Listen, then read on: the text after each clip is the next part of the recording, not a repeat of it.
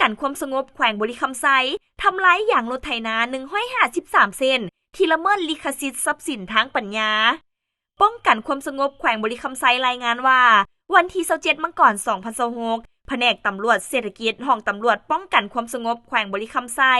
ได้ทำลายสินค้าที่ละเมิดลิขสิทธิ์ทรัพย์สินทางปัญญาประเภทยางรถไถนาของบริษัทจอไทยสยามอุตสาหกรรมจำกัดโดยการเป็นประธานของทานพันโทบุญอินทิราชห้องหัวหน้าตำรวจป้องกันความสงบแขวงบริคำไซ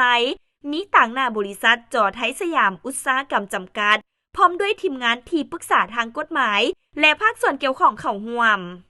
สินค้าที่นำมาทำลายในครั้งนี้แม้นมีกลุ่มคนแอบอ้างปลอมลิขสิทธิ์โดยการนำเอาโลโก้กาปืนใหญ่คู่คือกับของบริษัทจอไทยสยามอุตสาหกรรมจำกัดไปติดใส่สินค้าประเภทอย่างตีนรถไถนาที่คล้ายคือกันกับสินค้าของบริษัทดังกล่าวและได้จัดวางจำหน่ายขายอยู่ห้างคนจีนที่ตลาดเมืองบริคันแขวงบริคำไซ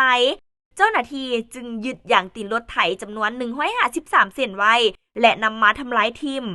ส่วนผู้ขายเจ้าหน้าที่ได้กักตัวเพื่อทำการสืบสวนสอบสวนและเห็นว่าผู้เกี่ยวเป็นเพียงส่วนหนึ่งเท่านั้นบ่แม่นหัวโปโตการและเป็นการกระทำผิดข้างทำอิฐเจ้าหน้าที่จึงศึกษาอบรมและให้เขียนใบปฏิญาณตนขั้นกองบัญชาการป้องกันความสงบแขวงหากมีการละเมิดหรือกระทำผิดอีกจะนำตัวมาดำเนินคดีตามระเบียบกฎหมาย